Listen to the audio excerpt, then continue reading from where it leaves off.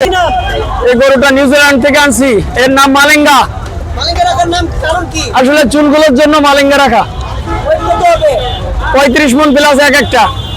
মালেঙ্গা কি খায় দৈনিক ওই যে মুসুরির ভুসি, গমের ভুসি, ছোলার খোসা, বুটের খোসা এগুলো খায়। কত হলে বিক্রি করবে? আসলে 22 লাখ হলে বিক্রি করবো। মালেঙ্গা রাখার কারণ কি একটু বলেন তো?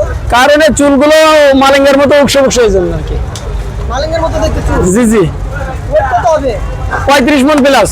এক একটি 35? এক একটি। এই দুটো জমজ তো দেখা যাচ্ছে। হ্যাঁ, একই মায়ের পেটের জমজরা।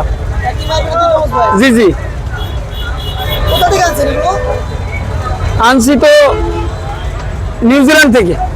পালছেন কোথায়? পালছি খুলনা জেলা ডুমুরিয়া থানা। কত বছর ধরে পালতেছেন এগুলো? আমি 3 বছর পালতেছি। খাবার কি ভক্ষণ মানে কত টাকা দাম উঠছে?